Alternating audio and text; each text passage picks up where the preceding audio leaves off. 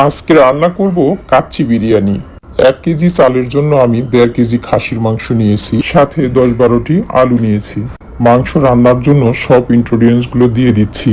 Normal মাংস রান্নার জন্য যা যা লাগে এখানেও সেম তাই লাগবে। বাড়তি লাগবে শুধু পেঁয়াজ বেরেস্তা, টক দই, বাদাম বাটা, সয়া সস ও টমেটো সস। সাথে অ্যাড করেছি আমার হাতে বানানো জয়ত্রী, জয়ফল, স্টার আরো অন্যান্য মশলা মিশিয়ে একটা হাতে বানানো বিরিয়ানি মশলা। আপনারা চাইলে বাজারে যে মশলাটা পাওয়া যায় কাচ্চি বিরিয়ানি মশলা, এটাও কিনে নিতে পারেন। আমি এখানে বাড়তি কোনো তেল ইউজ করব না। পেঁয়াজ বেরেস্তার জন্য যে তেলটা বেঁচে ছিল সেই তেলটাই এখানে সম্পূর্ণ দিয়ে দিব।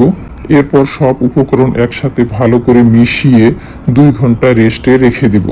এভাবে রাখলে রান্না করতে বেশি সময় লাগবে না, দ্রুত মাংসটা সেদ্ধ হয়ে যাবে। আমি 2 ঘন্টা পর আবারও মাংসটা রান্না শুরু করে দিলাম।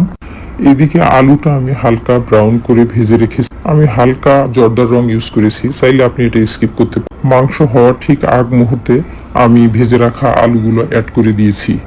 আলু দেওয়ার পর বেশিক্ষণ কুক করব না, কারণ আলুগুলো আগেই ভাজা ছিল। মাংসটা যখন আমি রেস্টে রেখে দিয়েছিলাম, একই সাথে চালটাও আমি 2 ঘন্টা লবণ পানিতে ভিজিয়ে রেখেছি।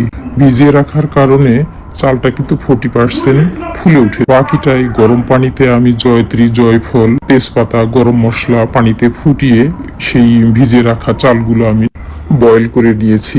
এমন ভাবে বয়েল করেছি 80% এটা সিদ্ধ করে নিয়েছি। বিরিয়ানি রান্নার জন্য অবশ্যই তলা পুরু পাতিল নিতে হবে, ননস্টিকে বেশি ভালো হয়। এই জন্য আমি মাংস ঢেলে বড় পাতিল নিই। এখন আমি আগের বয়েল করা রাইসটা ঢেলে রাইসটা মাংসের উপর ভালোভাবে বিছিয়ে দিয়ে আমি বেরেস্তা অ্যাড করতেছি। কাঁচা মরিচ অ্যাড করার পর আর দুধের সাথে আমি কাজু পেস্ট মিক্সড করে রেখেছিলাম, এখন রাইসের উপর এটা ছিটিয়ে দেব। কাজু বাদাম না থাকলেও চলবে, কাজু বাদাম দিলে একটু স্বাদ বৃদ্ধি পায়, এই আর কি। লাস্টে আমি জর্দার রং এবং ঘি অ্যাড করেছি। ঘি অবশ্যই দিতে হবে, ঘি না দিলে আসলে কাচ্চি বিরিয়ানির টেস্ট ওইরকম আসে। আর আটার ডো আমি আগেই করেছিলাম, ঢাকনা দিয়ে এটা আটার ডো দিয়ে ছিদ্র বন্ধ করে একেবারে লক করে দিয়েছি। আর মাঝে মাঝে চেক করতেছি যে ফুল হিট হয়েছে কিনা। একদম ইদোতাপে চুলার উপর রেখেছি 40 মিনিট। ঢাকনার ভিতরে একদম পানি টুপ টুপ করতেছে, আর আমি হাত দিয়ে বারবার চেক করতেছি যে ফুল হিট হয়েছে।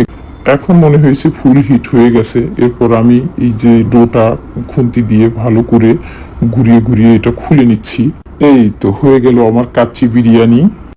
নর্মাল যে বিরিয়ানি আমরা রান্না করি এগুলা কিন্তু চুলা বন্ধ করার 5 মিনিট পরেই খাওয়া যায়, আর কাচ্চি বিরিয়ানি 40 মিনিট থেকে 1 ঘন্টা দমে রাখতে হয়। তা না হলে কাচ্চি বিরিয়ানির যে একটা ফ্লেভার এটা কখনো আসবে। কাচ্চি বিরিয়ানি কিন্তু ঝটপট রান্না করা যায় না, এটা পর্যাপ্ত সময় এবং ধৈর্য নিয়ে করতে হয়। তা না হলে প্রপারলি আপনি যেরকম কাচ্চি বিরিয়ানি চাচ্ছেন এরকম হবে না। এই দেখেন মাংসটা কতটা সফট হয়েছে, হাত দিয়ে টানলেই খুলে আসতেছে।